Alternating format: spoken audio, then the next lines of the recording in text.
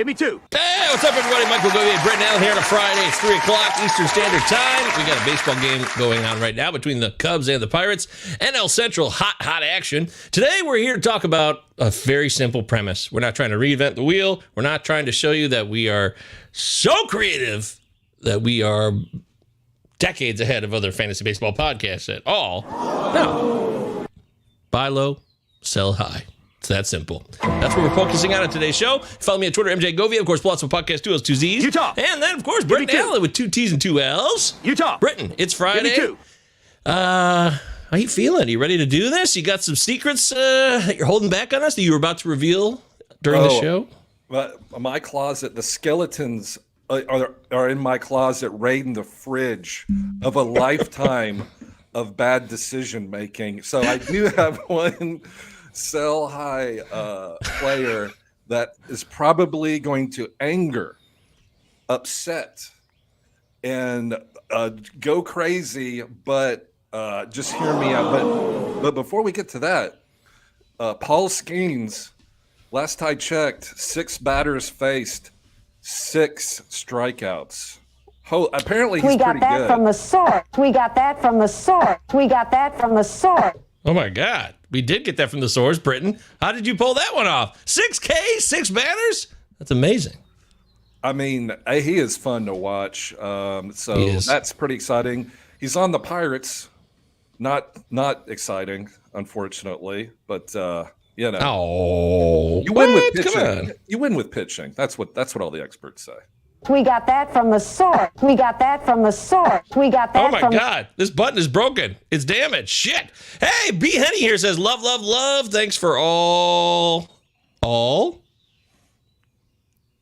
you do. There it is. All right. Thanks for all y'all do. Hey, Brittany threw out a y'all. How about that? Hey, what's up, fellow Southerner with bad dialect?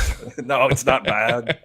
It's not bad. Y'all's classic, man. Everybody loves y'all. If you start getting into y'all territory, it's a lot of fun. You really can't ever go back once you start committing to it. Rolls off the tongue, you know. You just can't. I just can't help it. Of course, the live chat is always a huge part of what we do here on this show. So you guys get in here, make your presence known. Jasper's here. Holy shit. Ugh. What's up, Jasper? Haven't seen you in forever, dude. Jasper's an original Pallazzo man going back to 2021. Wow. Yeah, Jasper's back. Wow. Yes. How you doing, buddy? Jasper. Well, I'm really excited that Jasper's here. His White Sox sucks, but they've sucked for a long time. Although they did win a World Series in 2005. So that did happen. First question real quick, right out the gate here from Fantasy Sports. Gleyber Torres is a buy low, question mark? I say yes, absolutely. Because it's got to get better. That's just how this game goes. I don't think it does. Oh, I don't really? think it does. I hate to be negative, Nancy. Wow. I don't like going negative. You know, I don't like going negative. I want to be positive, especially on a Friday afternoon. But, of course. But Mike V and I talked about this the other day, and it's like he's only been good once for a little while, and that's when he played the Baltimore Orioles, and they had like stadium settings set up like 300 yards in the outfield. Like there's a very there was a very small section of his career where he's been good, but 300 yards is very far. That's a lot farther than 300 feet. Michael Govier, I think you and I could throw a football 300 yards. Well, no, that's not true, actually. I could throw a football a quarter mile. I could throw a football maybe 30 yards. Like, maybe. Oh, do you think I could hit a hard 15-yard out on a dime? I don't think I could do that at all. 0.0 chance of that happening. So, but you think this is a guy that was a one-off? Gleyber Torres was a fluke. He really only had the one good year. That's your contention. That's my contention, but I'm not. I'll tell you what, though, he looks like a stud. Like when he walks up to bat, you know, he's got those cool tattoos on his neck, which basically, in another language, says "I'm a badass." Correct. I don't know what any of that means, but tattoo it's another language. You're right. So. It is. Well, I don't know what's going on, but he looks like someone that can beat me up like really easily. So I don't want to talk too bad about him, but. Like I said, I mean, he just had like 1 or 2 good months, and he looks cool. He's got a cool name. He plays for the Yankees. But other than that, the production has kind of been below average. What do you think? Am I totally wrong, Mike Govier? Well, he is a career 114 WRC plus, which is above average. That's a career. So it's not terrible. He's definitely, I don't think he's inflated by the one season because he also had a couple other seasons where he's been able to show that he can crank the power out. But you're right. He's not a rookie. He's 27 years old.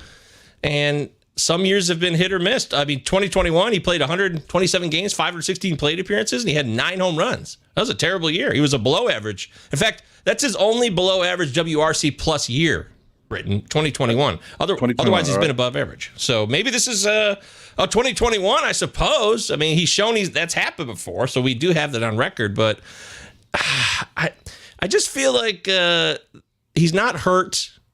And this thing should get better. Usually my philosophy is if a player has a track record with talent, he's shown that he's done this before, he'll get better. I usually get that right 8 out of 10 times. But maybe this is 2 of those 10 times. That's not going to happen. I mean, maybe he's just Jorge Polanco.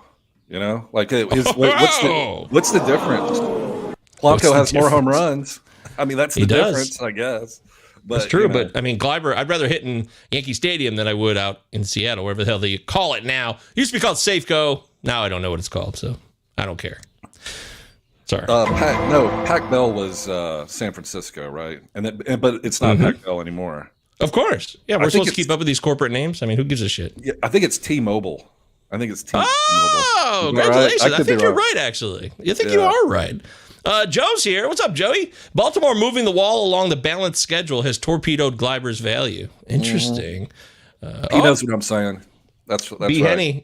B. Henny got the reference on throwing the football a quarter mile. Uncle Rico. That's right. I need more Uncle Rico drops. I forgot about that movie. That movie's awesome.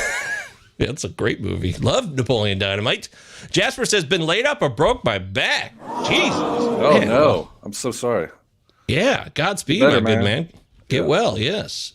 Otherwise, doing good and getting back at it. Okay, good. There we go. Positive. That's a positive note on the positive tip. And then we got Hunting Prospects is in the house. I got your show set as a reminder to catch you live. Great show. What can we say? Yeah. Nothing but good times, noodle salad. Kind ass words. Well, let's get into the business time so we can get that over with. Then we can start talking more about players. Today, we got everything we've ever had. If you're new to the show, we got a Discord, we've got a Patreon, we've got even got a subreddit. Probably should have created it because now there's just too many places to go. But whatever, it's there. We have plenty of places where you can connect with us, and we're here for you. We do 3 shows a week, basically. Britton, we've basically locked in. We're doing the Prospect Show on Monday. And then we're doing this show generally on Friday. We did have the AMA kind of open format show on Wednesday, which was fun. I think maybe we should do more of those because I liked what you and Mike did that night. That was a good call.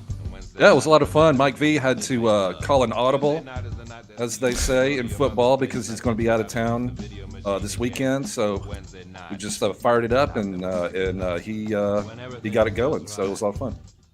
Hell yes, absolutely. Shout out to Mike V. Follow Mike on Twitter at _MikeVA. Follow the whole galaxy of Pallazzo stars. You got Sam Wershing's still with us. He's just been busy. He's been really working on his current business, but you can follow him on Twitter at SamFBB1. Then we got Big Gentle Ben, the prospect guru. And then there's Robbie, another prospect guru, the master himself, loves prospects, Robbie Baseball 1, the number 1. And who could forget... Is that it then? And then me and you and Mike. Yeah, that's it. That's the 6 of us. There's 6 of us. Lock it in. All right, and in between all that, shout out to everybody who's been subbing. We're really getting close. 1,000 subs on this YouTube. We're at 769 as of today, so we'd love for you to subscribe, like the video. You know it helps the show grow. It's a good thing. People, you like the show? Tell others about it. That's how it goes, word of mouth. And right now is a very crucial time, Britton, because... I can't deny that we're about to lose a lot of you very soon to football. It's coming. It's not here yet, but soon enough, that damn football will take over everybody's mindset, and baseball will be relegated to the back pages soon enough. I don't want that to happen. But I live in reality, Britton, and football will eventually, probably by July, it'll really start to take over. So this is the time now. We need you guys to be connected and involved or participating right now before we lose you. Yeah, man, fantasy football is a lot of fun. I totally get it. But don't forget us here in the fantasy baseball world, because we're still trying to win. We're still having fun. And I just love baseball in general. So many fun, exciting players coming up. Although some of them haven't worked out.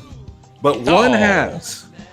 Oh. One has. Is that a teaser? We'll talk about it later. That's a teaser, folks.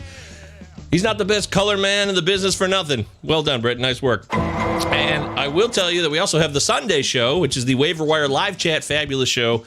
You get to ask about who to pick up, who to drop, what should you do for the coming week to prepare for your week in fantasy baseball every Sunday, 12 noon Eastern time. So those are the 3 shows. Prospects Power Hour on Mondays. Us, me, Britton, and Mike, generally on Fridays, although we've had schedule quirks. May's been a busy month, but generally it's on Fridays. And then Sunday, 12 noon Eastern. Usually you see Britton and Mike there, Mike Virginia, and maybe I pop in. I've done some shows there too. I like to talk baseball. It's a lot of fun. No. Yes, it is. Don't tell me what to do. All right, so that's pretty much it. Anything else you want to pump, Britton, or give a shout out to anybody too? No, you handled everything as professionally as always. And I just sit here while you do all the work, and I just drink my coffee. There's actual coffee in this.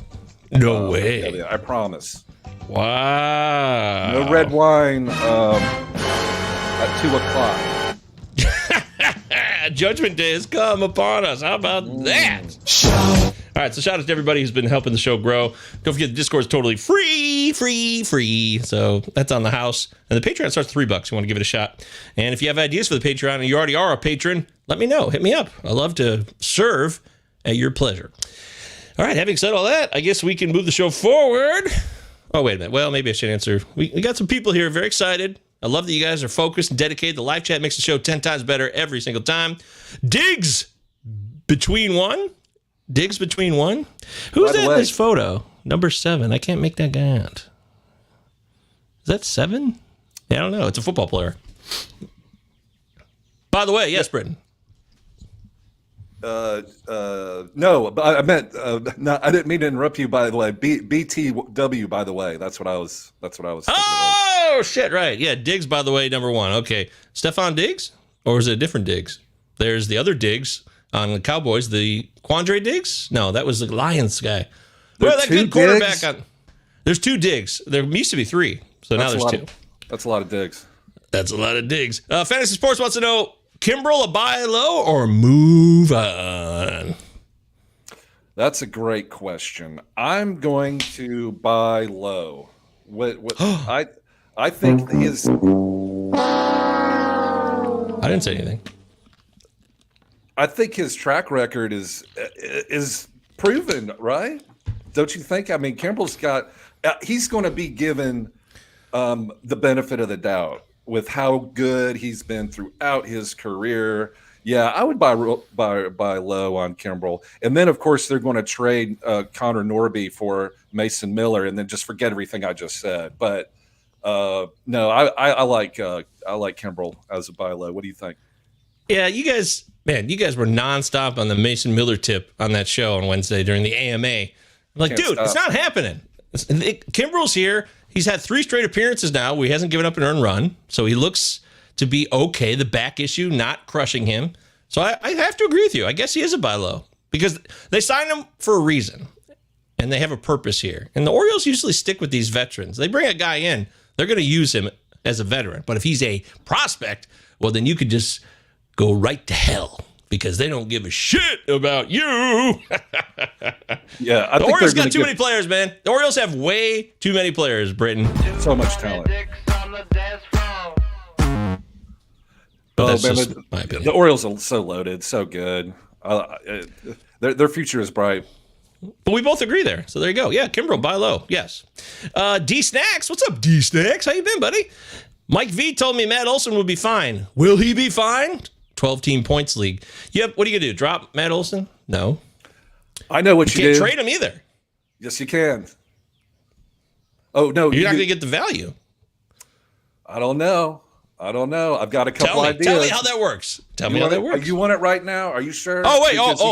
Because you got some other stuff to go over here. Okay, we'll tease that then. Matt Olson will be fine. I'm not trading him or giving up on him. That's how we're talking about that now, D-Snacks. But we'll get more into that during our focal point here with the buy low or sell high. Jasper, Ginkel worth the flyer? I don't think so, unless you're a holds league, right? Yeah, I mean, Paul Seawald slid right back into the closer role. He got the save the other day. So, barring injury, Ginkel's a holds guy. So, yeah, Seawald's been back now for about a week, 10 days. He's already got 2 saves. He's been good. It's why they brought him in last year. He was a big acquisition. Don't forget, remember how a player comes to an organization. He was a big acquisition at the trade deadline, right? So that was a lot of resources they sent out. Josh Rojas, Ryan Bliss. There's several guys that went to Seattle in that deal. So Seawald wasn't just some rental. He's their guy. And as long as he's healthy, he's closing. End of story. Truth. See, truth. He said truth. Uncle Ted's here. What's up, buddy? Uncle Ted, the soothsayer, the fantasy baseball mystery man who knows what he's talking about. I just traded Jack Flaherty for Nolan Jones. Thoughts? Nolan Jones is still on the shelf, correct? He's coming back soon. Soon? Like real soon. Soon. Real soon. Like either he started his rehab starts or he's just about to. So I think that's a good buy low. Nolan Jones. He did yesterday. He did. Great. So, yeah, Nolan Jones on his way back. He went 2020. There's no way he can be as bad as he was. Yes, there is a way, unfortunately. Coors. But Coors in the summertime. Coors in the summertime. Summertime. But I'm a Jack Flaherty guy. We both were. We did that. You and I were on record preseason, so we were geniuses. We are geniuses, you and I. We are incredibly intelligent human beings who know everything. Genius. But I don't know. I like it. I like it. I like making deals. Like if you believe in Nolan Jones, and you got Nolan Jones for Jack Flaherty, that's a good price. I personally don't believe in Nolan Jones. And I believe in Jack Flaherty, but that's just my opinion. Definitely worth a shot. Nolan Jones can play, right? Yes. What's your problem? Yes. I don't know. Like last year, I think was a fluke. You looked at his metrics. If you could pull it up from the PLV page or whatever, we'll see how Nolan Jones is doing. It ain't good. The back was obviously a problem, so that's why he went on the IL too. I do believe that, but he skyrocketed last year. People are like, oh my God, this guy was a prospect who had some stink on him in a good way. Like people were excited about him. And he's at Coors Field now, and look what he's done. He's shown us. He's given us a taste of what he could be and hit 20 dongs, 20 steals, K rate 23%, an insane, wait a minute.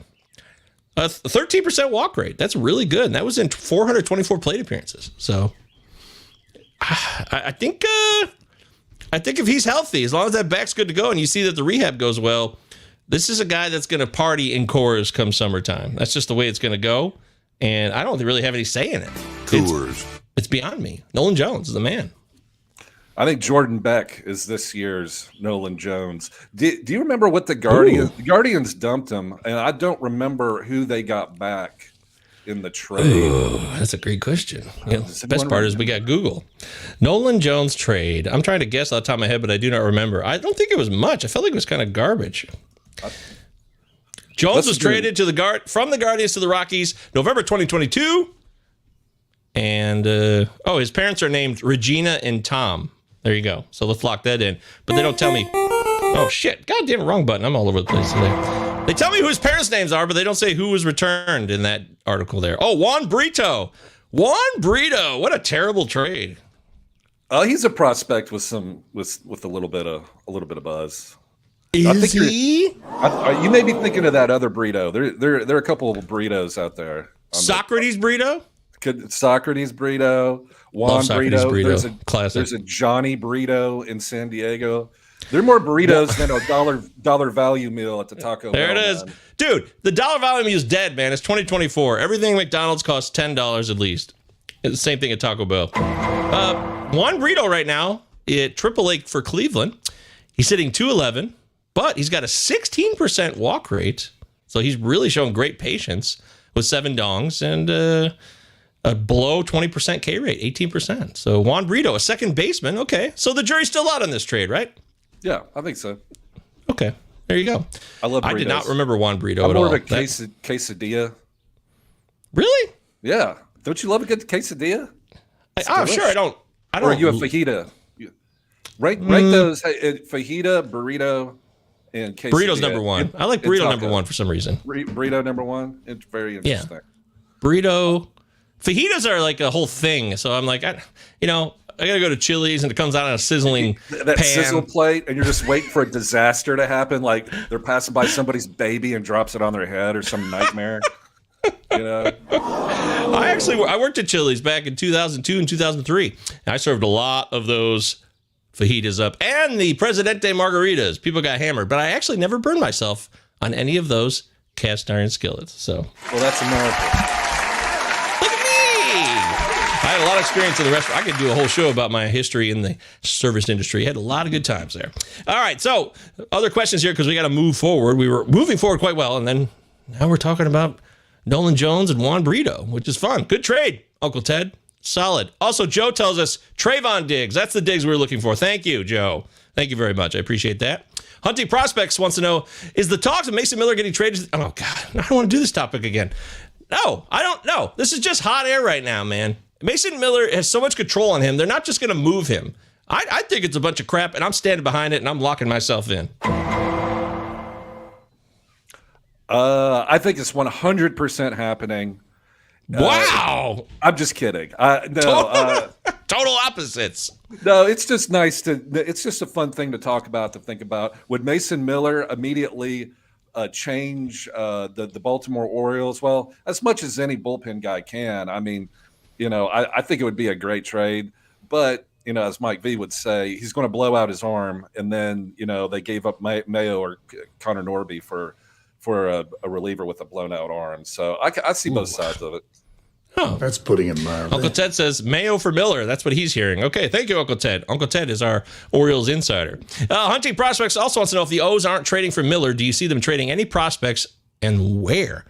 This is a tired bit. It's just the same old bit. These guys have been on this team for years. They're not going anywhere.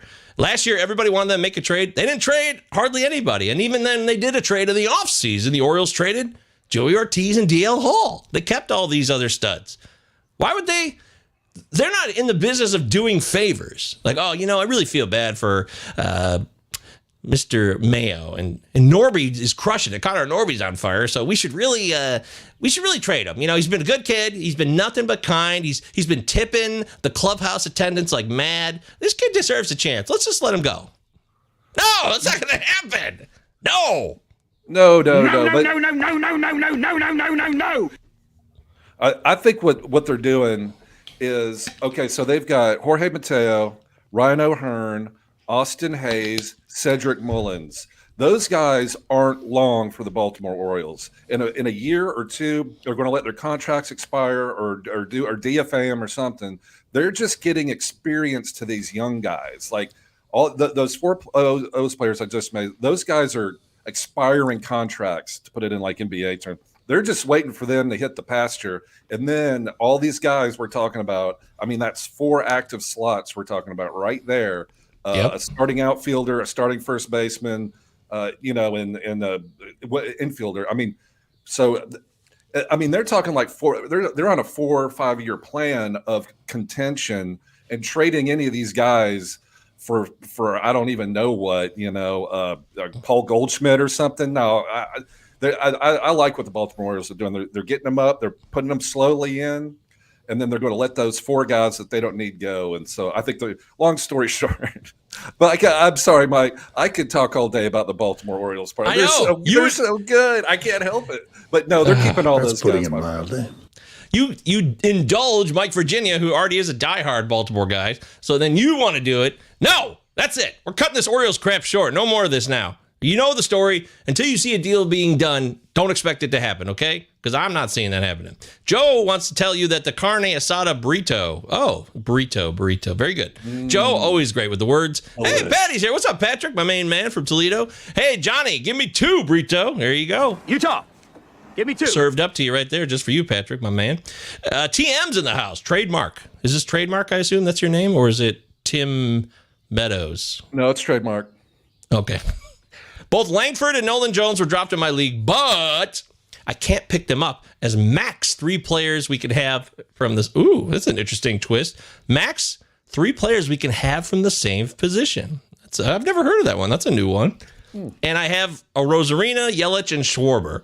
Is this a good or bad situation? Well, Britton, he's got a Rosarina, Yelich, and Schwarber. Yelich came back. A Rosarina's picked it up. He's got 8 home runs now at least. And Langford and Nolan Jones are available. So would you drop a Rosarina, Yelich, or Schwarber for any one of Wyatt Langford, or Nolan Jones? No, I'm keeping the veterans. If Langford's injured and Nolan Jones is coming back, but he's had a rough start to this season. So yeah, especially and I know you think this too, Mike. Randy Rosarina is going to be fine. Schwarber is going to hit 40 plus home runs, and Yelich is going to be fine too. So, and hit 202. Yeah, exactly. But that's the trade off with the home run power hitter like that. But yeah, I'll keep those 3 guys. What do you think? Yeah, I don't know. I mean, Yelich, I'm not a big Yelich guy. I don't have him anywhere this year, so I guess I could maybe consider dropping Yelich, but it's hard for me to tell you to do that when, at 32 years old, Christian Yelich has been pretty good when healthy this season. So you're really in a tough spot here for what's your need? What's the context of your team situation? What categories are you short on? That's what matters here, Britton, right? That's why we need to know more. Yes, this is a fascinating twist of a rule that you have in your fantasy league. That's putting it mildly. But it's fun. What do you need to fill in? Christian Yelich is having a really good season. He's hitting 368. I know he was hurt, so that may be a little smaller of a sample size, but it's real. He's done it before. He's shown that his MVP year, he hit 330 or so at least, right? So that's the opposite of Nolan Jones's page, by the way. See all that red? Look at that. Give me all that. That's putting it mildly. That is putting it mildly. Well done. So this is really tough. But depending on what category you need, I think you got to stand pat. Nolan Jones, I would add. Langford, I would not add for any of those, especially because he's telling us, TM, that it's redraft. It's not dynasty. It's not keeper. So in that situation, Wyatt Langford, less valuable to me because it's only about this year. All right. Oh, my gosh. Look at this update from Concaso. Concaso. What a name. Conkaso. Concaso. A lot of Tex-Mex flavor on today's show, Britton. Nacho fries. 9 Ks now for Skeens through 4 innings. Kerry Wood style. Bringing back Kerry Wood in Chicago Cubs. Dude, when have you seen this? I mean, Skeens just shows up and just takes over. This is impressive. This is really impressive. Yeah, it's like Strasburg, get like the aforementioned Kerry Wood, Garrett Cole. Actually, Garrett Cole, he wasn't that great when he came up. He wasn't the guy he became until a couple years in. So yeah, he was right. pretty good. He was pretty good at the Pirates, and he got traded to the Astros, where he started using that sticky stuff, and then he got really good. Evil Zilla wants to let us know. I also would hold on those 3 players and not add Langford and Nolan Jones if this at all matters. Of course, your opinion matters, Evil Zilla. That's why we have the live chat. Talk to us, interact with us, become the next Uncle Ted. Be the authority on every transaction. Okay. Joe says, be the evil that we want in our lives. You know what? I can't believe I don't have any Dr. Everybody Evil likes drops. a good evil character. Yeah, everybody likes a good evil. A good I need some Dr. Evil drops. You're right. I got to add that to I'll write that down. Joe says, how is the 22% K rate for Yelich in the blue range? That's crazy. Wait a minute. Yeah, well, I guess they're kind of harsh. Yeah, that is strange that the pitcher list graph looked that way. Evil Zill says, if this year it all matters, I hold TM. It's about this year. That's what matters. Evil Zilla gets an LOL from us. We're funny guys. A couple of tra-la-las. All right, well, let's get into leading off.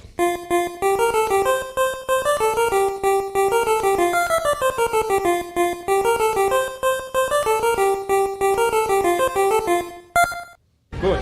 Our first catch of the day. Well, the first catch of the day is real simple. Elly De La Cruz, you have to mention this guy. He's a god. He's got 30 stolen bases, and I told you on this show that he would steal 90 to 100 bags. So who's a genius? Me! Hey! Mr. Dynamite! I'm Mr. Dynamite. That's me. We were wrong. I remember we talked, Britton, you and I, and we said in best ball, Elly De La Cruz was a great first round pick because it's best ball. And if he excels like he has actually, then it was low risk. But in non-best ball formats, there was some more trepidation on your part. And I remember agreeing with that to a certain extent. But when it came time to drafting, I just kept drafting him. I'm like, I got to get this guy. And it's worked out so far. So, well, you know what I say in the great words of Mortimer Duke. Sell. Oh, no. Bye, Felicia. Shit. Really? Oh, yeah. This is it. Wow. Ellie De La Cruz stole 4 bases yesterday. Unbelievable athlete. Now's the time to cash it in, baby. I know it sounds crazy. You're like, I'm not giving up 30 stolen bases and 9 home runs with a 277 average. Well, guess what? I say 100%. Now's the time to sell. I would go to the Ronald Acuna Jr. owner and say, hey, I'm a Braves fan. Whether you are or not is our little secret. You go, hey, I'm a Braves fan. Tell you what, would you please trade me Ronald Acuna and I'll give you Elly De La Cruz, the best player in baseball. And if he says yes, you're in business. And then I would go to the Austin Riley owner and say, if you get denied that trade, go to Austin Riley. Austin Riley has flat out sucked this year. Look, he's had like 3 home runs, 240 average. Matt Olson too. This is all going to change. So I would cash in Elly De La Cruz for one of those 3 stud slumping hitters for the Braves. What do you say, Mike V? Are you putting me in timeout? No, you're not in timeout. But I'm Mike G, not Mike V, just for the record. I would What love do you to be say, Mike Mike V. G? I can't keep you guys.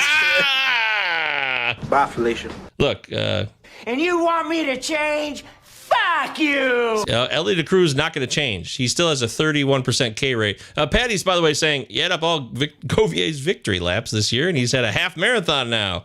Zing! Nice job. That was a good one. The thing that I like about Elly this year, though, is the walk rate's up to 12.5%. That's good news. He's showed more patience, and he's been able to make more contact. The strikeouts have been reduced a little bit. They're at 30%. I know that's still a scary place for some people, but he's still developing. And I understand what you're saying here, Britton.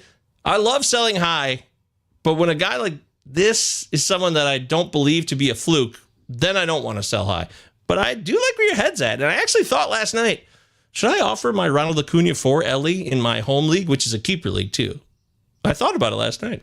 Yeah, I'm telling you, it's if you're going to sell Elly De La Cruz high, it couldn't be a better time. And if you look at the numbers in May, not all that great. Not all that great. I mean, this is the hot start that's going to cool off, and he's going to finish fine. Yeah, well, even though last year he did not finish fine, but I don't like pouring cold water on Elly De La Cruz because he's fun, he's exciting, he's great to watch, he's a great baseball player. He's going to be great, but we're talking pro moves, and it's so easy just to say, well, I'm going to hang on to Elly De La Cruz, but you can't. You got to go sell high because how baseball works. He's going to go through an extended slump. It happens to everybody. So I would go see about getting one of those proven hitters like Riley. You're not going to get Acuna. I mean, even the Acuna owner is going to be like, yeah, go somewhere, go kick a rock or something. But I mean, let me ask you, Michael Govier, would you, if you had Austin Riley and you're like, I got 0 stolen bases out of this guy, and the Elly De La Cruz trade offer came your way, wouldn't you take it for Austin Riley? No. What about Matt Olson? No. So you would say decline for Elly. See, I think most owners would hit that yes button and not think twice about it, but I could be wrong. They'd be giving up Elly, you're saying, right? I understand you correctly? No. Michael Govier, you have Austin Riley on your team. Oh, yes. I will take Elly immediately.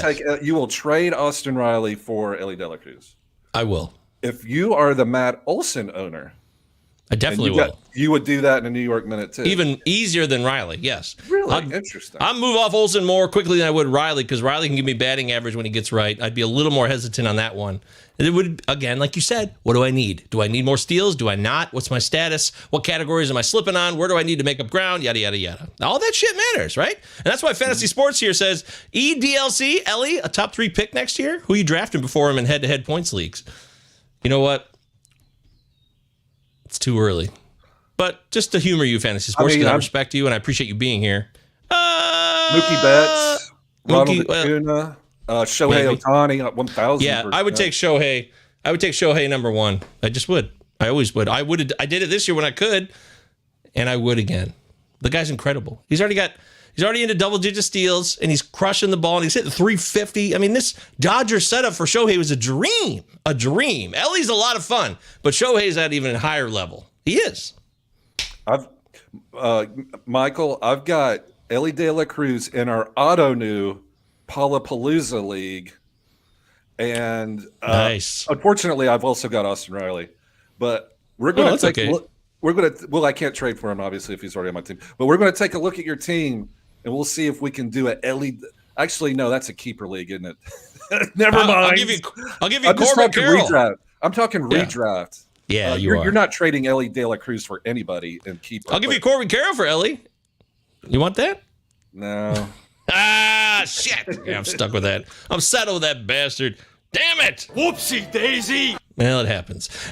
You need a timeout. Oh, Britton needs to go in a timeout, says Evilzilla. How about that? Evilzilla is 100% correct. I time out myself. Evilzilla. It reminds me of that song, Evil One. Maybe Acuna, not Raleigh, though. Okay, he timed himself out. Now he's untimed out. There it is. Great. Thank you very much. This is the Pallazzo Podcast, 2 L's, 2 Z's. We're live here. Britton Allan, Michael Govier. Utah. Make sure you follow us everywhere. Too. We're everywhere. It's Pallazzo Podcast, real simple, 2 L's, 2 Z's. I'd like to just kind of jump ahead. We usually do some other segments. I just want to get into the main course. Let's just get into the main course and do it and spend the rest of the show on it. What do you say? You ready? Sure. All right. So here we are. Buy low, sell high. It is time. You've been teasing for a while. So did we cover it? Because I'd love to hear what you have to say about Matt Olson now. Unveil your Matt Olson. No? Elly De La Cruz was my sell high player. Okay, you're right. That was my guy because I know everyone is going to hate that idea, and it's only natural when somebody just steals 4 bases and has 30 stolen bases on the year. But that was my sell high ultimate sell. I love it. You got the Elly market is hot right now. It's like the housing market in Nashville. It's going to burst. The bubble's going to burst. Everything bursts. It will burst. It shall burst. So live update on the Nashville housing market here from Britton Allan. Thank you very much. It's like Elly De La Cruz, super hot. A 2-bedroom, 900 square foot house costs $3 million. Jesus. Patty's out of here. See you, Patrick. Later. Have a great weekend. Bye-bye. See you, buddy. Lock you in. You're out of here. Sorry. Trade secret. Yeah, I guess it is a trade secret. But for me, let's start off with Nolan Gorman. I would like to purchase Nolan Gorman. I'm ready. He's going to be better. He's showing some signs, and I want to get him before he really takes off and goes on a homer binge. Nolan Gorman of the St. Louis Cardinals is my guy to buy low on. What do you think of that, Britton Allan? It's okay. Not excited. You approved of it, I don't but want barely. I don't want anybody on the Cardinals. Wow. What do you think about that? What do you think about that hot take? That is how the mighty have fallen. Stunning information. Wow. Well, Nolan's got 6 dongs, and his walk rate's at 12%, but he's striking out like mad, which he always does. He's below the Mendoza line, as you can see, 197 batting average. But last year, he actually kicked ass. He came out blazing last year, and then he slowed down in May. This is the reverse. This year, we're getting he's not quite ready for prime time, but now he's starting to figure it out. And his last few games, too, that matters to me. I like to take a look at recency, because recency bias can be a fickle thing. It can drive you mad, but can also give you some insight, okay? So if we take a look over here at his game log, a home run this week, a week ago. And he's been getting on base a little bit more, making more contact. Signs of life here. It's going to get better before it gets any worse. I feel good about it. I think Nolan Gorman's good buy low. If you need some power and you want a second baseman, go get yourself some Nolan Gorman. Nolan Gorman. Very interesting. Hey, is it my imagination, or did the St. Louis Cardinals get Matt Carpenter back on the team? Do you think that really happened? Yeah, that's real. Am I right about that? That's real life. Yes. And not only that, and sorry to go off on a tangent. Do not buy low or sell high or do anything with Matt Carpenter, but I think he's batting leadoff. Oh my God. They're so desperate to get anything going in St. Louis. And shout out St. Louis. That's where my grandparents live. Really? RIP. Yeah. But so I do love St. Louis. I have a special place in my heart for all things St. Louis. The first baseball game I went to was at Busch Stadium. But Matt Carpenter's been hitting leadoff the last week. And isn't that crazy? That's how desperate it is. Mike VA wants to know, is Mike Virginia buy low or sell high? Oh, you keep them. You don't sell. You don't buy. You just. 10-year contract. 10-year contract locked in, man. Can't. He's in the Windy City. There's a no trade clause on Mike VA. That's right. Absolutely. He's going nowhere. You can't have a beard though either. That's the thing. That's the rule here. No beards, Mr. Virginia. What? That's our policy here at Pallazzo Podcast. No beards, no mustaches. Oh no. So wait a minute. We both. Yeah. Have a good weekend, boys. Hello from Chicago. Good to see you, Mikey. Have a great weekend in Chicago, which is a fun city. I've been to Chicago many times, considering that I live in Metro Detroit and grew up in Michigan. I've taken the train many times. I went to Lollapalooza twice back in 08, 09. Saw Rage Against the Machine in 08. That was awesome at Lollapalooza. That was a good time. Grant Park. Oh, man. That was a lot of fun. B. Henny says buy high on Mike VA. That's right. Stocks are soaring, but it's worth it. TM's back for more. Oh. What corner infielder I could target for Tyler Glasnow? Oh, he wants to move Tyler Glasnow in redraft head-to-head points. Remember, this is redraft head-to-head points. So a corner infielder, a second base. Oh, so you just want any infielder. That's a very broad question. I mean, Tyler Glasnow's season has been awesome, right? Yes. So he's got Glasnow, and apparently he's got a bunch of really good pitchers, and he's like, all right, I want to trade Glasnow for an infielder who's a hot infielder. I don't know, Elly De La Cruz. Hey, yeah, man. So let's start here. Tyler Glasnow, what he's done. This is legitimate, right? Oh, totes. No debate there. No disagreements. I mean, I love it. Okay. He comes to the Dodgers. He showed signs of life when he came back after injury, being off for a long time last year with the Tampa Bay Rays. And now he gets straight to the Dodgers and he just keeps on doing his thing. He's got a whip of .90. And I got to think, off the top of my head, Britton, Tyler Glasnow having a whip of .90 is definitely below his career norm. I really think that must be the case. I'm going to look it up and verify. What do you think? Yeah, I think Glasnow is going to have a all-star, career year in Los Angeles, which is where you want to be. So, right. But look, if you're not feeling good about it, or you think he's going to get injured again, which he has been prone to do, then yeah, I get it. So Michael Govier. So we have to. Who's a stud, elite infielder, second or short? I mean, Gunnar Henderson. I mean, we're kind of like in that range, right? I would do that. I would trade Glasnow. Well, if you need the infielder and you're willing to give it up, like you said, he's got other pitching. Yeah, I would go for Gunnar Henderson. I would also look at Bobby Witt. Maybe somebody. I mean, Bobby Witt's been decent. He hasn't been great. Elite Corey this Seager. year. Corey Seager? Head-to-head cats. Yep. Would you do Corey Seager, Michael Govier? That's a tough one. No, I don't want to do Albies. No, but I think I'd rather have Seager over Albies. Yes, Seager's 30 years old, by the way. Yeah. No Lindor. Nope, I don't want Lindor. No thanks. But Seager's a below average player this season, a 91 WRC plus. Wow. But he's only striking out 17% of the time. He's walking over 10%. He's just not making good contact. He's having bad luck too. He's had a 264 BABIP when his career's 317. So Corey Seager's a guy, you could probably get more maybe. Yeah, Corey Seager, he's going to at the end of the year, his numbers are going to be good. I mean, assuming that that's putting it mildly. Live update, by the way. Steve Anders here in the live chat. Thank you, Steve. Thank you. Skeens, 4 1/3 innings pitched, 9 strikeouts. Already Pirates up 8-0. Nothing like a dominant pitcher on the mound to make your offense take off. They must feel so good. Like, oh my God, this guy's amazing. Let's score a bunch of runs.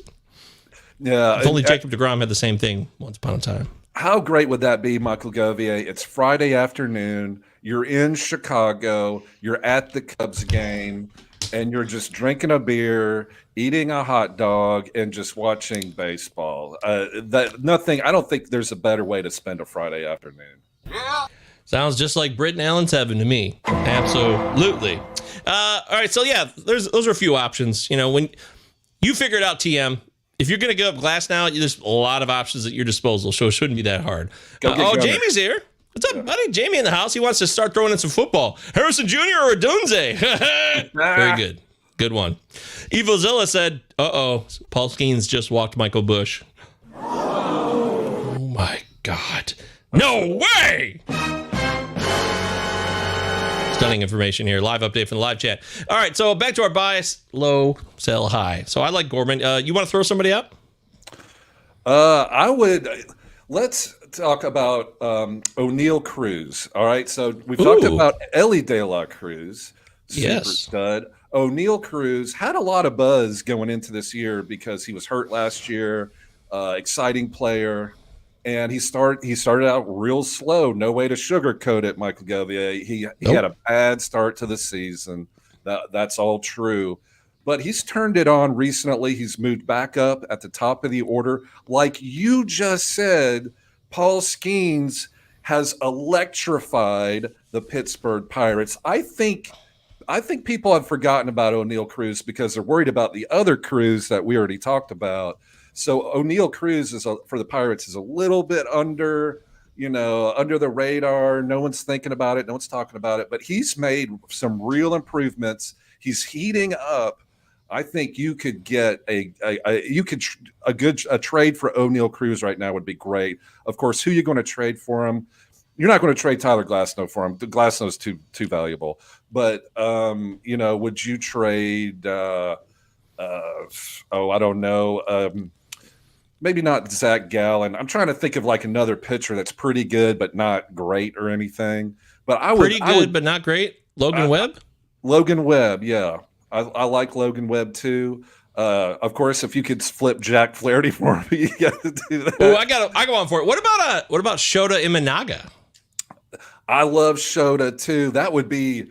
I'd have a tough time giving up Shota, but I think you're 100% in the right range.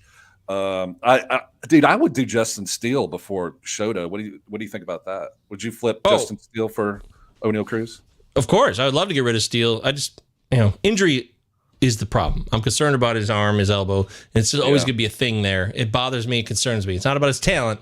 I just want to make sure he could be on the field. And Shota is a 30-year-old rookie. He's shown that he's a workhorse, he's consistent, and I would rather hold on to Shota Imanaga than Justin Steele any day of the week. No doubt about it. We're going to get all in your face and point out your faults. That's what we do in the show. I mean, we got to analyze and break it down here on the Pallazzo podcast. We get up in your face and point out your faults.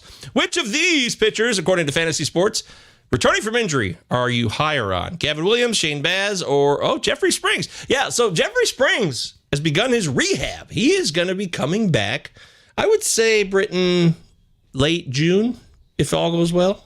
I think you're 100%. Yeah, I think late June is completely reasonable. Unless he has a setback, but all the reports are he's moving right along, like you said. So late June which is way ahead of schedule because he just had Tommy John surgery like April of last year. Like I can't remember exactly, but yeah, he's ahead of schedule. So Jeffrey Springs was a stud last year. before he got injured. I had Jeffrey Springs and Drew Rasmussen for the Rays cruising along early last year. And then Rasmussen went down, Jeffrey Springs went down, and then all my teams went down. So, man, you poor bastard. You know I love Trade secret. I love Gavin Williams. Yeah, but I mean, Gavin Williams, he threw, a 50 or 60 pitch bullpen, so he's continuing to get closer to possibly returning. I love Gavin Williams, but he's been playing with my heart all year, Britton. Yeah, so the latest report on Gavin Williams was he threw a bullpen session. Everything was fine, reported no pain or anything in his arm or elbow. So the next step is rehab starts, and then so he's kind of on a Jeffrey Springs type track. Shane Boz, my boy, Wizard of Boz. I don't know, man. I just don't know about Shane. I love him too. Baz. I've chased Baz, and I'm not chasing him anymore. Although he's heated up. He's struck out 3 and allowed 1 earned run over 5 hits and 2 walks in 3 1/3 innings. Thursday in his 3rd start for AAA Durham. So he's getting closer. If he's back and he's healthy, I guess maybe he moves up in the order here, because you got Springs coming back in 6 weeks, roughly, maybe less. And then you've got Gavin Williams, who's been teasing us with setbacks, but he seems to be pitching pain-free now, still has to do rehab assignment. This is a real cluster. This is a cluster, man. I don't know how you make a clear decision and delineate between these 3. In terms of talent, for me, it's Williams, Boz, and Springs in terms of talent. But how they come back, I can't honestly give you a fresh take on this. Like, here it is. This is exactly how it should go. I can't. It'd be a lie, and I'm not gonna. Late next month would be my guess, and I just put them all on that watch list. Exactly. Click that star on your Yahoo page and add them to the watch list. That's what it's all about. Come on, Gavin Williams. Please. Evil Zilla says, Aranda, Jonathan batting cleanup for the Rays. Anyone like him? Yes. Jonathan Aranda has returned. He's back. He's ready to rock. And apparently he's going to get plenty of playing time, Mr. Allen, on the Tampa Bay Rays, hitting cleanup. Aranda's got power. He's not an elite player by any means, but he's a guy that can drive in runs, hit for some power, and be a solid fill-in, borderline, maybe your starting corner infielder, depending on what your situation is. Jonathan Aranda, are you in or out? I'm out because I think he strikes out too much. He's a power hitter. I got that, but no offense to Mr. Aranda. You probably sure. But I want Junior Caminero. It's not happening. It's not happening. I want those Junior Mints. You know, like you go to the movies and you get a box of Junior Mints, and you're like, not happening. That's me and Junior Caminero. Love him. Aranda's going to strike out at a 55% clip, and then Junior's going to pop up and be like, "Hey, what's up?" And he's going to cruise all my teams to glory. I can see it. Michael Govier. You're going to be hungry, dude, because he's not going to be there for you. You're going to be starving. You're not going to get any Junior Mints for a while. They're just not going to. There's not a place for him, and the Rays are about winning right now. I don't know what it's going to take for them to say, you know what, we're ready. Let's put him in the everyday lineup and just let him fly. I don't know when that's going to happen. It's going to happen very soon. Lassine Al-Gaib. You must believe. Can't trust it. You know what's going to happen is he's probably going to be this guy. And he stood there like the house by the side of the road and watched it go by. Struck him out. Yeah, so I wish that wasn't the case. But Ernie Harwell speaks the truth. I just listen. Joshua Clark, 64 is here. What's up, buddy? Love Aranda, but it's hard to trust. See, exactly. It's hard to trust playing time at Tampa. Damn right it is. I'd rather be out of business, except if it's a guy like Randy Rosarina who plays every day. I know that. Other than that, it's a complicated world down there on the west side of the beautiful Florida Peninsula. Yeah, it's a peninsula. Yeah. Yay! Yeah. Totally. You have failed. No, I got it right. Yeah, it's a peninsula. Okay, good job. Whatever, motherfucker! Anyway, Steve Anders wants to know 4 bench players. What's your strategy? Keep 2 pitchers, 2 batters, or 1 batter? 3 pitchers. Just curious. I love this question, Britton.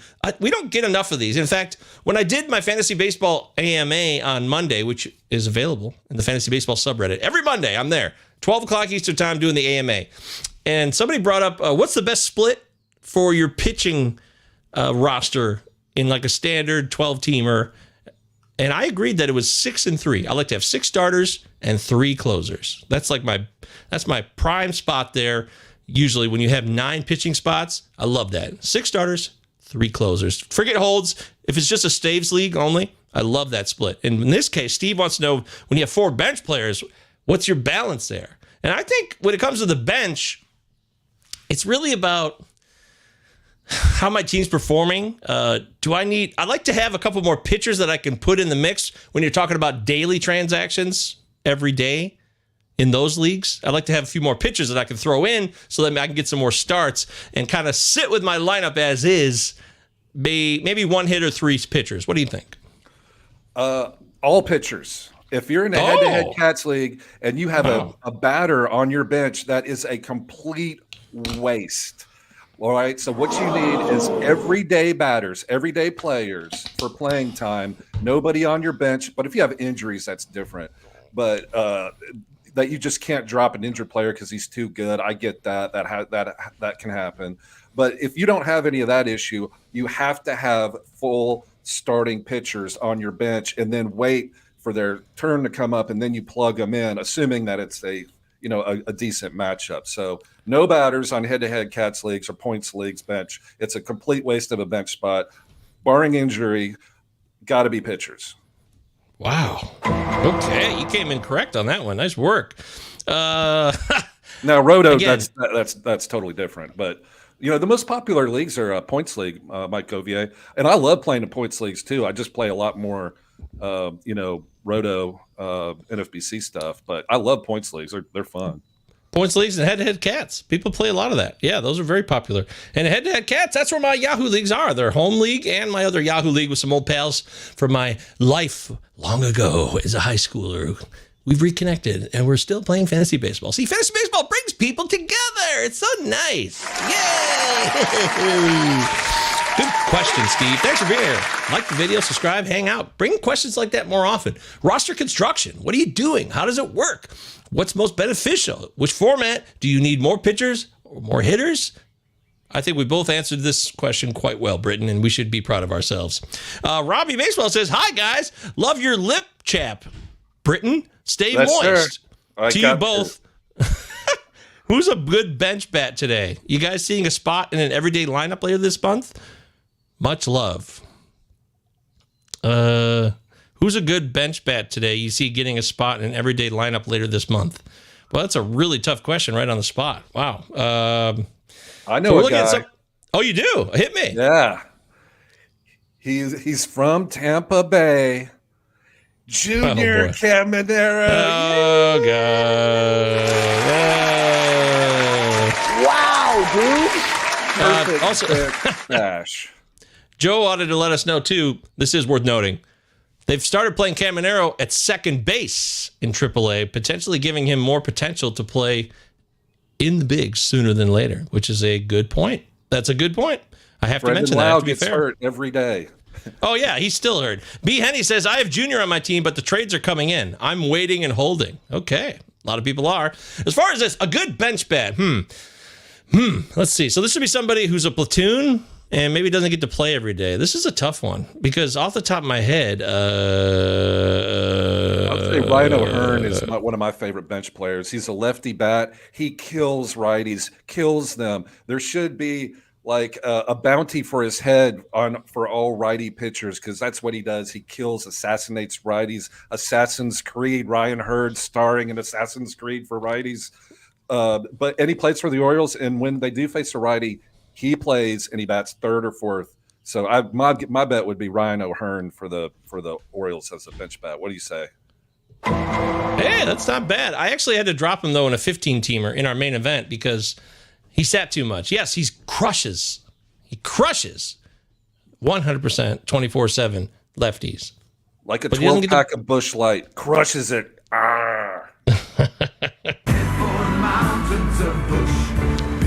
Bush is gross. But as far as a bench bat, let me look at my Robbie. Let me go to my team roster in our league that me and Robbie are in together. This is a 30-team salary cap league. So this is like real baseball. It is crazy. Let's go live, actually. We're looking live. Heading over to Mike Govier's I'm the Pittsburgh Pirates, by the way. I took over the Pirates a few years ago. We're 2-4. It's week to week, head to head. So we played 6 weeks. I'm 2-4. Hanging in there on a 2-game winning streak, actually, Britton. So let's look at some bench bats here. Okay, so I don't know. Tristan Gray is a guy that got called up on the Marlins recently. He's a guy who has shown incredible power in the minor leagues, but he strikes out like a madman. So it's an interesting player to take a look at. Again, this is in a deeper situation because Robbie's looking for bench bats who could become more regular later on, like in a month or so. The Jacob Hurtubise is a guy that called up by the Reds because, TJ Friedl, your boy, Britton. I'm so sorry. I know. I love you, man. I love you, TJ. You didn't deserve that. It's so sad. I know. Yeah. It hurt me too. But TJ Friedl is not available. And now Jacob Hurtubise is a guy who's great at OBP. Like, he walks like a madman, but he doesn't have a lot of power or anything. So that's why his profile kind of sucks. Other than that, it gets tough. It gets really tough, man. This is a good question, but the options are slim. So I would look and see if Chas McCormick is on the waiver wire. He's coming back probably this weekend, and I think he's going to slide right back as their everyday center fielder. They have Jake Myers, and this is the Houston Astros I'm talking about. They have Jake Myers, was the injury replacement. He plays center field.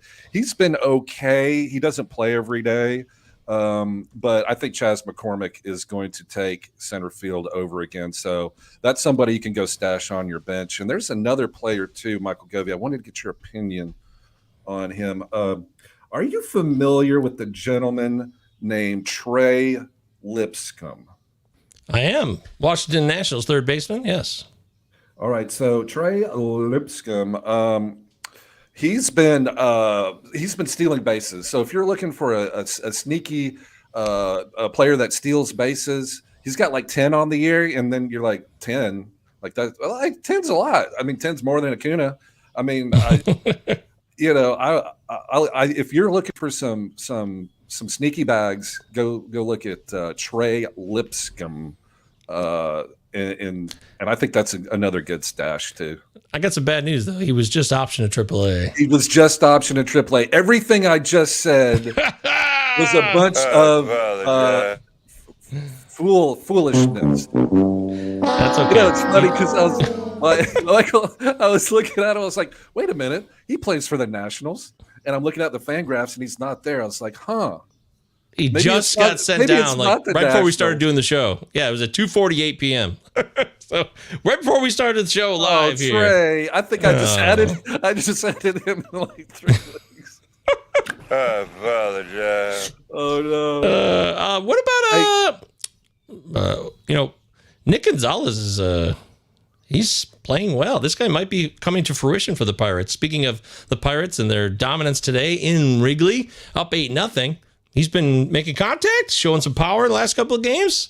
That's an interesting guy to take a look at. He's only 4% rostered in Yahoo leagues. I'd like to throw him out there as somebody, maybe not a buy low, but somebody who's kind of been dismissed a lot. Nick Gonzalez is, some had seen him as a bit of a bust, but good buy low. I'd look at Nick Gonzalez. He's getting a lot of playing time. Second base and shortstop eligible in Yahoo leagues. And then there's also a guy like Edmundo Sosa, for Robbie's question, as a bench bat who has been playing more.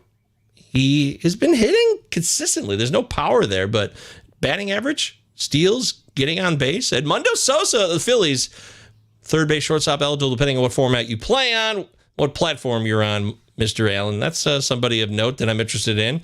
And I think that's where I'll leave that question here, because I want to get back to the buy low, sell high focus. But any other bench bats that are... I was going to say Tyler Black is a funny joke because I screwed up. Trey Lipscomb being so bad. But Joey Ortiz plays for the Milwaukee Brewers, and I've confirmed he does play for the Milwaukee Brewers and it is in their active roster this morning. Joey Ortiz, third base. He bats third against lefties and 6 against righties, but he's another sneaky guy who's really coming on lately. Joey Ortiz with the Brewers. I really like him. Evilzilla, you nailed it. I love it when people get the drops right, especially this one. Well done. Apologize. Well done. You got a good ear, Evilzilla. This is clearly the show for you. You belong here. Because when somebody can nail a drop like that on 2 words, I apologize, I'm very impressed. Apologize. All right, so let's get back to the buy low, sell high so we can get out of here. Focus on that. Robbie distracted us because he wants his team to be the focal point of the show, which I can appreciate, Robbie. I can. I hear you. And I wanted to mention that Con Queso also said Luis Matos, not a bench guy, but he's got a job right now, and he's playing well. He's come up, hitting for some power, showing signs of life. I know you don't like the Giants park and the Giants hitters, Britton. I heard you complain about them on the last show on Wednesday. Oh, yeah. But Luis Matos is a talent, and he didn't do so well last year in his first go-around. But now the second go-around, a little more experience. Luis Matos, the talent, and the experience start to come together. So that's a good call. This is a guy that should be on everyone's rosters in minimum 14 teams and deeper for sure, and start looking at 12-teamers possibly. Yeah, I agree with that too. Somebody that's kind of heated up lately that I know that you have some strong feelings for, and I do too, Bo Bichette for the Toronto Blue Jays. Oh, boy. Okay, he's literally at the lowest of the low. He's had a terribly slow start, had a bad year last year. So Bo Bichette is at an all-time low, but he's actually starting to play a little bit better. He's healthy.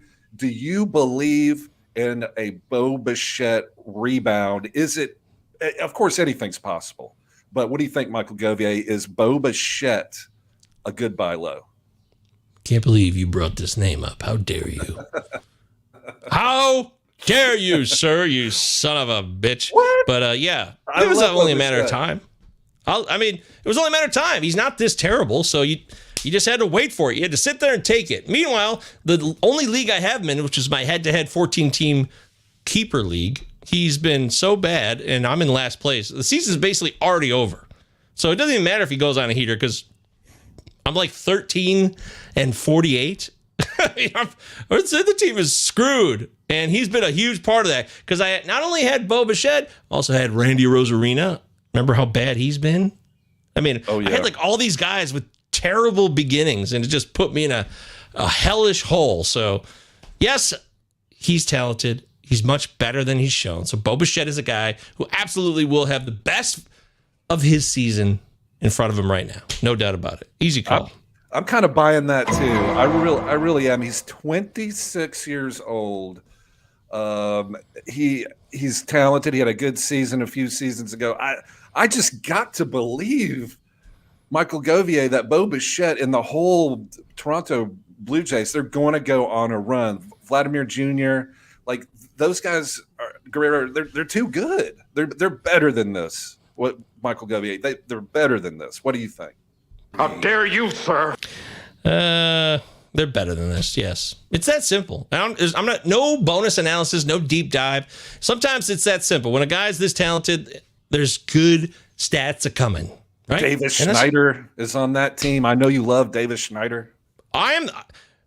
Look, you guys can check my Twitter profile, and you can look at all of my rosters. I have 16 teams. Davis Schneider's probably on 12 of them because this guy was good last year. He came up on a torrid pace, but then they just benched him nonstop, and they started the year screwing with him too. Davis Schneider couldn't get a chance. Give this guy a chance. Stop screwing around, Toronto. I mean, why is Toronto it seems like they're their own worst enemy in some reasons. I think it's their manager. That guy. No. But it comes from the front office though too, right? I mean, the GM's not just. The GM hires the manager. They certainly have conversations. They're on the same page, supposedly. Or maybe they're not. Maybe there's a big rift there, but they still haven't fired. Isn't his name? Is he Schneider or is he gone? The manager? Yeah, no, it's Schneider. John? Yeah. Schneider and Schneider. Maybe he's. That's right. Maybe they're distant cousins. Maybe Schneider are distant cousins, and he doesn't want to look like he's playing favorites or being a Nepo baby. So he's forcing David Schneider to the bench nonstop until he finally had to admit that, damn it, George Springer's hurt. I got to play David Schneider, and I got to hit him lead off. I'll do it. It all makes sense now. You've cracked the Da Vinci Code, Michael. The Da Vinci Code. That's right. Oh my God, I never saw that movie. Did you see that movie? I didn't see the movie, but I had the book on tape. When that came out, 20 years ago. That was back when I had like CD discs. That's I had to drive a lot for work, so I would rent books on tape at our library or check it out. But whatever. But so it was so great because I mean you could drive for 5 hours and listen to the Da Vinci Code, and it would go by like that. So wow, what a time to be alive, right? I loved it. I loved the Da Vinci Code. I thought it was awesome. B. Henny took off, said, much love. Appreciate y'all, boys. Catch you on the next live. That's right. Next live will be Sunday, 12 Eastern, noon, the fabulous Waiver Wire live chat show. So be there, be square, B. Henny. You're always here with us now. You become a regular. We love having you here. Thanks for being a part of the show.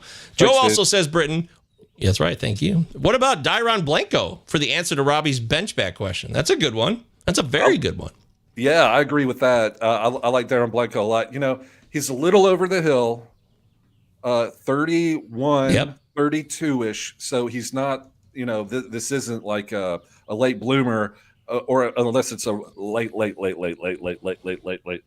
bloomer. But yeah, man, he can steal bases and he can hit for power. And I really like the Royals. Yeah, I think that's a good stash. I like Dyron Blanco for the Royals. Yeah, the problem here is, again, it's a Ryan O'Hearn issue to a certain extent. You want to roster him because he's stolen 11 bases in such little amount of time in terms of playing time, Dyron Blanco, but he's not playing every day. Nope. It's very inconsistent. So how can you roster a guy especially if you're talking weekly leagues or semi-weekly where you have to set your lineups Monday and Friday? If you have to do it at the beginning of the week for the whole week, you can't just throw Dyron Blanco in there and be like, yeah, all right, here we go. It's going to be a good week. It's Dyron Blanco this is, again, roster construction, right? Roster strategy. We love talking about this stuff, and it's important to us here at the show because it matters. We don't want to just talk about player analysis. If you're going to have a guy like Dyron Blanco on your squad, you're going to want to be in a league that is daily transactions, daily lineup setting, because if he's going to play, great, get him in the lineup. But a lot of times he's not playing, he'll sit on the bench, right? Yeah, and here's another thing. I'm not an investigative reporter. Okay. But I've heard through people that know that there's going to be some changes made in the Kansas City Royals outfield. I think this is what I heard from the Guilds, who's a fantasy baseball player. Oh, on Twitter. Yeah. I met him in real life. Oh, you met him in real life? Yeah. I ran into him in the Vegas casino when I was at the main event, NFBC weekend 2 years ago. I met him there, and then I was walking to go into the Mirage, me and Leanne, my lovely wife in waiting, and there he was. And we shook hands. Said, "What's up, buddy?" Did he have like the Kansas City Moose outfit on? I think that's he did not. I don't believe at that moment. No. Well, he's an insider or knows insiders in the Kansas City, and he says that there's going to be a shakeup in the outfield, which I think means MJ Melendez is about to get his ass benched. Wow. So that Dyron Blanco thing becomes all the more important, and I'm glad that he got brought up because. Oh well, yeah, Hunter Renfroe. God, I forgot about him. Yeah, exactly. That's what about Hunter Renfroe. That's hilarious. He sucks. I mean, he's done. Or maybe he seems like he might be done, mostly done. As Joe says here, Britton, neither Kyle Isbell or Hunter Renfroe should be playing much, if at all. Yep, lock you in, Joe. Yeah, but they just paid Renfroe. Yeah, but I think it was a very short-term contract, probably a one. Was it a 1 year deal? I hope it was. Hunter Renfroe lately, he has not hit a home run. He's got 3 home runs all year, and he has not hit a home run since May 3rd. So it's been 2 weeks. But he's playing fairly consistently. He sits on occasion, but he's been playing a lot. They keep running him out there, and they might keep doing it because he's a vet, right? But you think MJ Melendez is at risk. He's been pretty bad this year, and I like MJ Melendez a lot. Last year, his hard hit metrics were special. It was just unlucky, bad BABIP. But this year, it's just the trend is continuing. He's not making the adjustments. You're right though. Kansas City is maybe division contending, at least wild card contending. They got to do something with that outfield. It's not producing, and you can't let Bobby Witt Jr. while away. Like you got to start making some moves. Well, let me tell you, as you look at MJ Melendez's profile. It's disappointing. Yeah, this guy, not good. He came up as a catching first base type prospect. And when he was a catcher and he showed power in his first season coming up, we thought, oh, okay, good times are coming. But, it's not really progressing well for him. It's still only 25 years old, Mr. Melendez is. But all three of his MLB seasons, he's below average in terms of WRC plus. Remember, 100 is average. His career right now is a 90. He's a 90 WRC plus player over 2.25 MLB seasons. So it's kind of sad. He's got a great smile. Look at that. Yeah. He did have a great He's got a great smile. Sarah smile. That's right. Absolutely. Man, that entire Royals outfield is a yikes. Actually, no. Hold up. And also, Joe wants to say Renfroe has a player option. Oh, he'll probably be taking that one next year then. Con Queso wants to know Ventos, Mr. Mark Ventos, or Luis Matos. I go Luis Matos, no problem. Matos for me too. I hear what you were saying earlier about Luis Matos, and yeah, I like Matos a lot.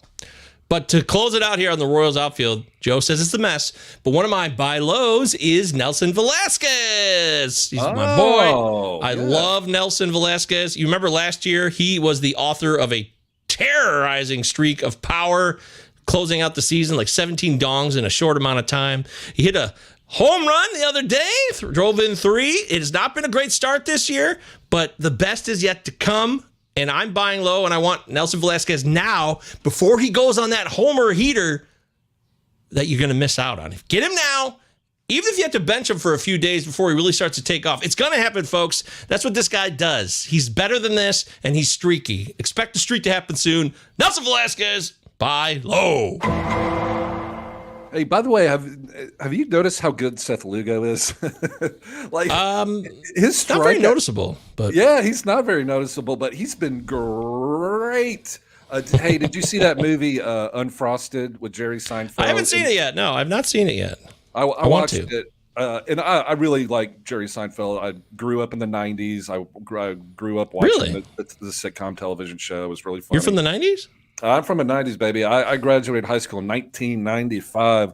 I was a teenager during the grunge years. Kurt Cobain. I had in my dorm room at University of Tennessee in 1995. I had a Kurt Cobain poster live in New York with the Cardigan. All that stuff. Classic. Yeah. All that. Well, here's Seth Lugo's profile page. Look at that. He's got a whip under 1. That Very dude needs to consistent. smile. Hey, man, you know your picture's being taken, right? Come on, dude. He looks pissed. This is called show business.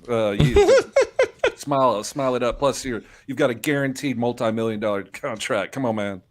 How dare you, sir? Yeah, come on, Seth. But yeah, Seth Lugo's a guy who is not flashy, but he gives you the ratios and he limits walks. He's just a solid guy. He's a perfect fit in Kansas City and Kauffman Stadium. All right, no more Royals talk. We're done there. We will not talk about the Royals the rest of the show, I feel like, hopefully, because we talked about the Orioles and the Royals a lot. A couple more buy low, sell high before we get out of here. Do you have any more sell highs that you want to share, or are you tapped out? I'm tapped out. I'm tapped I'm emotionally drained. Wow. After we did the Elly De La Cruz thing, I put it all out there, man. I called the better helpline that you hear about and said, that's right. Look, I need better help because I'm trying to trade Elly De La Cruz, and it's probably the dumbest thing in the world to do. So, but I feel better. I feel better, which is the whole purpose, obviously. Let me bring up a name then. I'll help you out here. What about Jurickson Profar? Oh, love it. Yeah, Jurickson Profar for the San Diego Padres been on a heater like you can only get on July the 1st on the beach in Curacao. It's hot. It's 95 degrees. But is it going to last? No freaking way. Right? Oh. There's no way. I saw Party's over? Party's over. I saw Jurickson Profar in an interview, and the beat reporter asked him, said, so, you're doing great. What changes have you made? And he goes, nothing. And they go, well, working with the coaches, you're doing this. He's like, no, not really. No. Yes. So what do you attribute your success to? And he goes, I don't know. Like this isn't going to end well with Jerks and Profar. It's not like he's. Oh, look at I this know, page, but look though. at all this stats. I know it's crazy, but if you look at his history, yeah, you have to bet on the. I don't want to bet on the don't come line. You know, I really don't. Oh boy, you never do. I want the crap stable to get hot, stay hot. I don't want to be the Debbie Downer over there betting on the don't come line, you know, with a big frown on my face, you know, like this, like,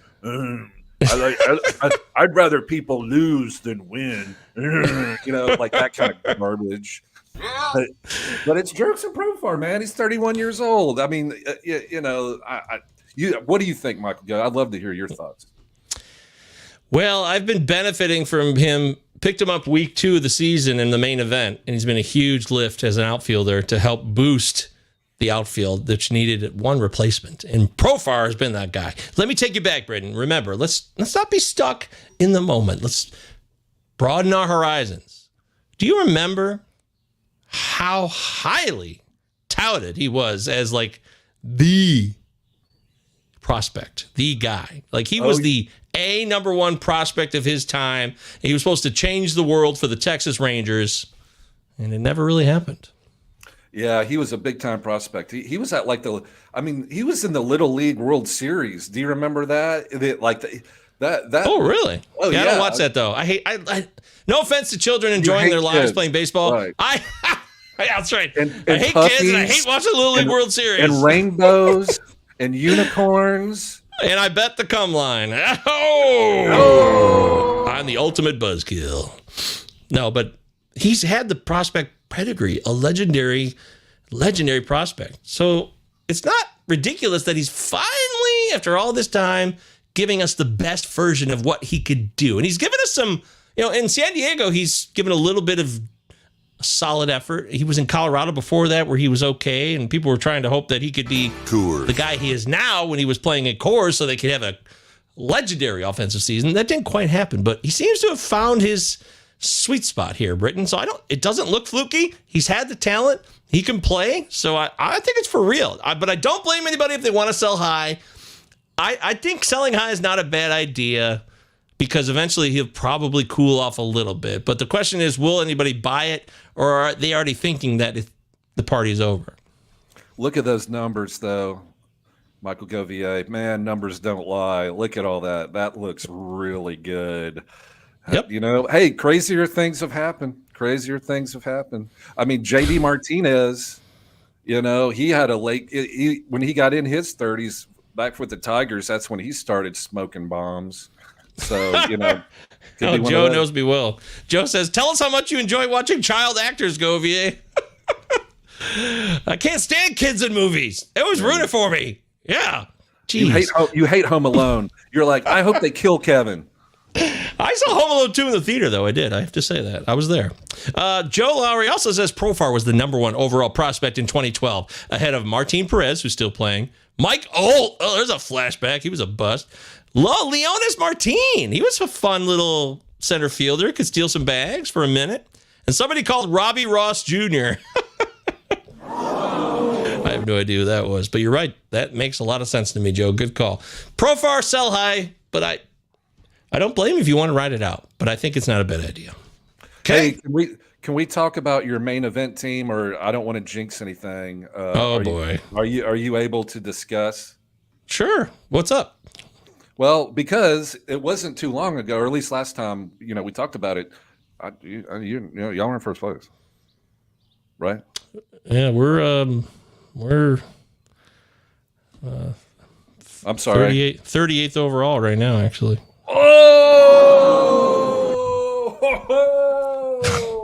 Oh shit! That's exciting.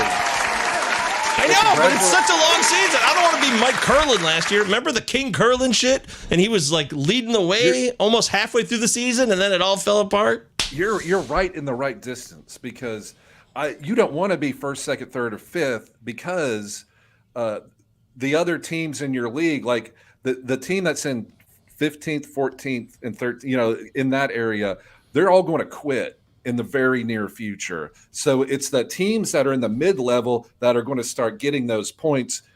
and start moving up. And that's exactly what I think is going to happen with your team. I think it's just, as the season goes on, it's like you want to be within striking distance, and that's exactly where you are. You're right. That's true. You know what? And I don't believe in jinxes. I think that's a bunch of crap. So we've put together a solid team. We're hanging in there. Right now, we're in first place in the league. But things change often. We got really tough competitors. Larry Schechter? Yeah, we got Larry Schechter on our heels. We got Nelson Sousa, who's known as the franchise in football. He's a Hall of Fame legend in fantasy football, but he's also good at fantasy baseball. And then Jenny Butler, of course. Jesus. Oh, yeah. Dave McDonald. I mean, there's a lot of heavy hitters in here. So far from over, but you're right. You know what? You might as well. I know my co-manager, Jeff, and here's the roster if you want to see why we've been able. Our hitting has been insane. That's why it's way better than our pitching. If you saw the split there on the last page, the hitting is at 75 points. Our pitching is at 45, I think. So, and Adley Rutschman, Ryan Jeffers combo has been this is like the ideal catcher combo this year. 100%. You are the teams that I'm doing well in the NFBC, like the draft champions. I have at Rutschman and Ryan Jeffers, or some comment. Like I went early on catcher, not just one but two, and those are the teams that are playing well. That's something we'll talk about, maybe in the off-season strategy. But it's working for you, it's working for me, and I don't think that's coincidence. I think in those two catcher leads, spending now.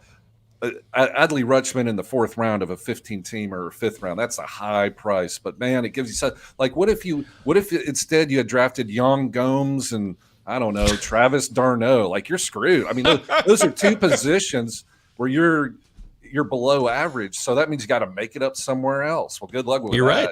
Yeah. Oh, you're absolutely correct. We got Adley Rutschman at pick 71. He slipped even a little bit beyond his ADP. We were lucked out that we had a few breaks. You have to luck out, target guys that are going to be healthy and good, and hopefully have them fall to you at certain points. Justin Verlander at pick 221 because he had the injury coming into the season.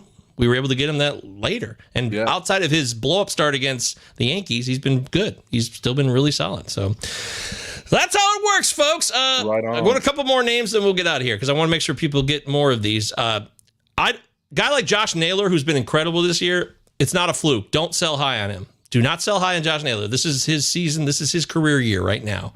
Don't worry about it. Don't think twice. Same goes for Ryan Jeffers. That's not a fluke either. This guy, I called it, 30 homer season. He's already got 10 home runs. He's a third of the way there.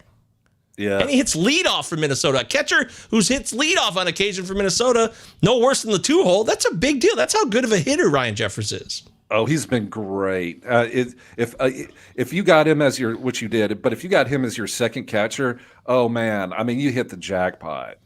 Absolutely. Excuse me, and you picked him preseason too. I love Jeffers, and that's a guy that I don't think you should sell high on. Other guys like, what about Alec Bohm? Yeah, I was just gonna say Alec Bohm actually. Are you pro or no? I was expecting him to have his best season this year, so I don't want to sell on it. I don't. But if you need other things, if you're really good in batting average, if you have a plethora of batting average players and you want to trade Bohm, I'm not against it. But otherwise, I would rather hold on to Alec Bohm rest of the season because I love the Philly lineup. I still think the best of their lineup in terms of production is yet to come, Britton. I really do. Yeah, I agree 100%. I'm trying to find somebody to sell high on. What about Christopher Morel? I was just about to say Christopher Morel. He had a really good season last year, 27 home runs, and I think like 9 stolen bases. And he's kind of started out hot this year.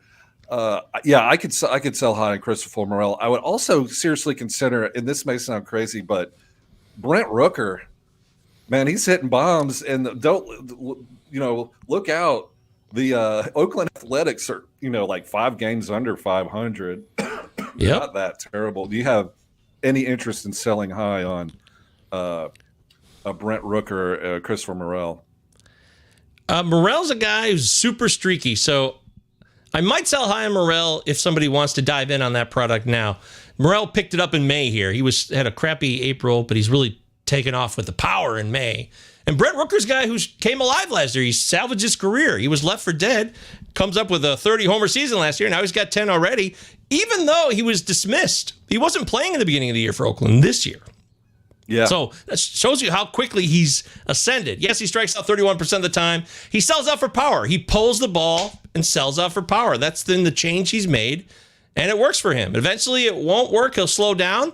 But if you need power, Brent Rooker's a guy that you should try to stay in business with. But for me, I think I'd like to sell high on Rooker. I would. I think it's a decent sell high move.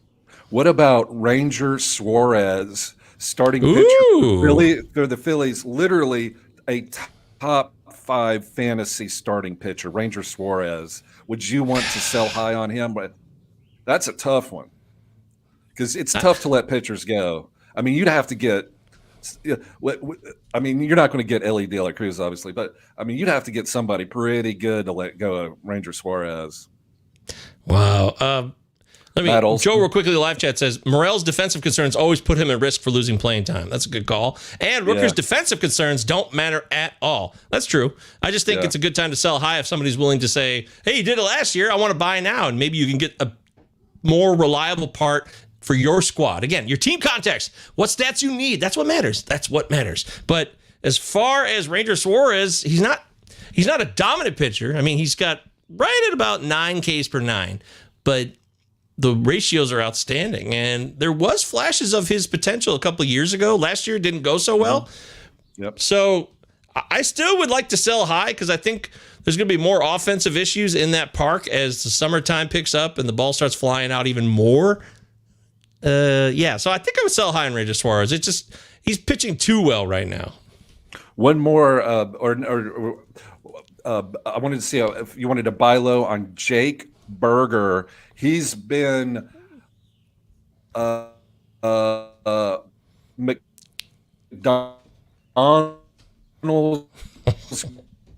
garbage dollar meal burger, not delicious Wendy's burger. He's, got traded from the White Sox to the Marlins, blew the cover off the ball. Tough start to the year. What do you think? Is it time to buy low on our burgers? Boy, oh boy, give me that burger. I'll tell you what, Jake Berger is a guy that was brought to the Marlins, the trade deadline deal. It's so strange to see this now, Britton. A year ago, the Marlins were a playoff team making deals, acquiring players at the trade deadline. Then Kim Ang is gone. So it makes no sense. And now he's on a team that sucks with only 3 dongs. And that's just not Jake Berger. You're right. So there's much more power in this bat this season. But he was on the IL. He was delayed. And is that injury an issue now? I don't think so. He's just simply better than what we're seeing. Unless that injury has lingered and it's still a problem, because he is hitting at a 23% K rate, which is even better. He's making an improvement in reducing it. Yeah, he's really reducing his K rate. So he should sooner or later be cranking dongs like a madman. And his hard hit rate's still at 44. It's below his 49% last year. But I'm seeing across the league generally, we're seeing a reduction in hard hit rates from every time I look at a player profile page, Britton, I'm like, oh, what is it? His hard hit rate's down. Oh, his hard hit rate's down. And that's attributable to the change in the format of the game.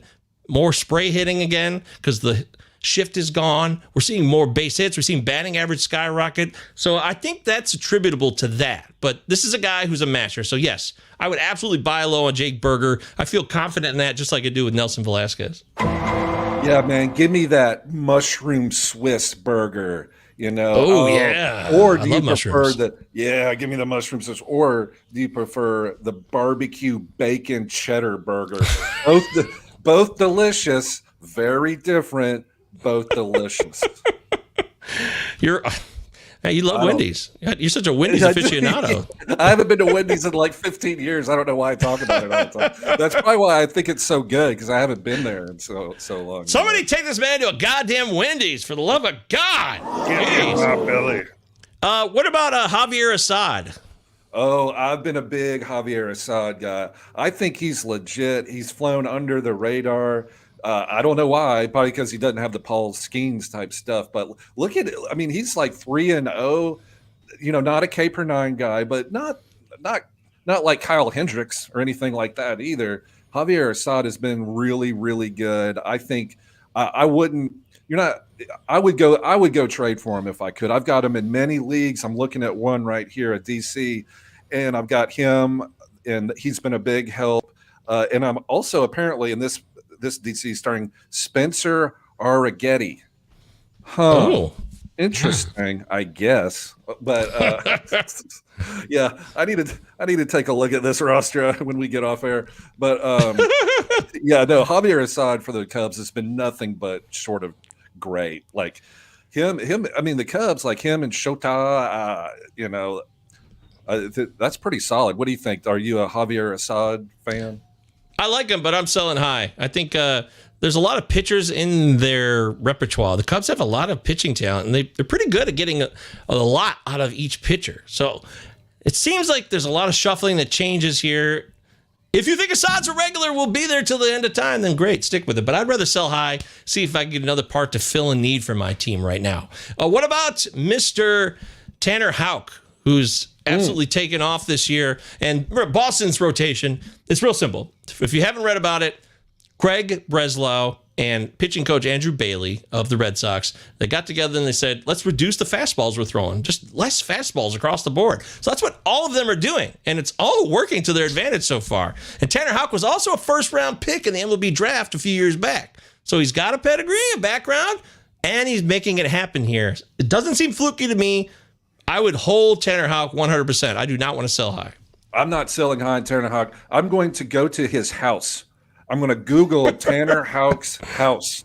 I can't say that very well, but you know what I'm saying. Maybe he lives in a town. Maybe he lives in a townhome. Maybe he lives in an apartment. I don't know. I got to Google it. I got to find out, and then I got to go to his house, and I got to hand him a mixtape of all the songs that I'm going to do a mixtape for him. And one of them, of course, is going to be the Prince song that Sinead O'Connor sang.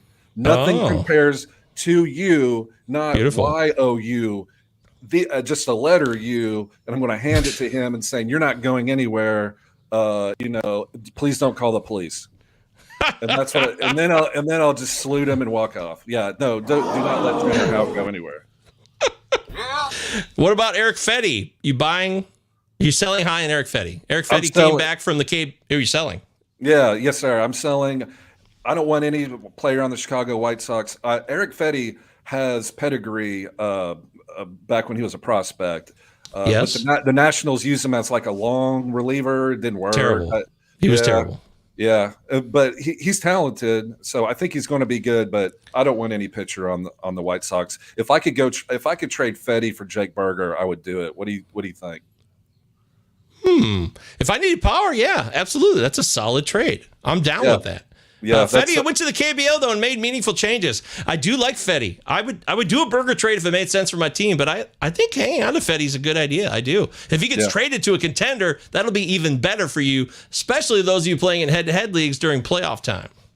One thing that you keep making this point, and I think it bears repeating again, is like there's no such thing as a good or bad trade. Really, it's does the trade work for you specifically? Like if you're 12th in power and you're doing good in pitching and you've got Fetty sitting on your bench because you've got plenty of roster spots for your other pitchers, then heck yeah, that's the kind of thing you want to think about and say, I need this category. Jake Burger's going to bounce back. Eric Fetty's sitting on my bench because I've got Brandon Fatt and Logan Gilbert and Kevin Gausman, like all these other. Yeah, go trade Eric Fetty for somebody like Burger that's slumping that could realistically hit 30 home runs for the rest of the year.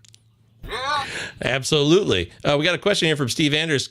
Garrett or Severino? Severino plays Miami and Garrett plays the Mets tomorrow. So Braxton Garrett's back. He's back from the dead. He's pitching again for Miami. Would you rather go with Braxton Garrett or Severino? Man, I would say Severino. What do you? And I like Braxton Garrett too, but the Marlins, no bueno in the wins category. What do you think? I'll go Braxton Garrett.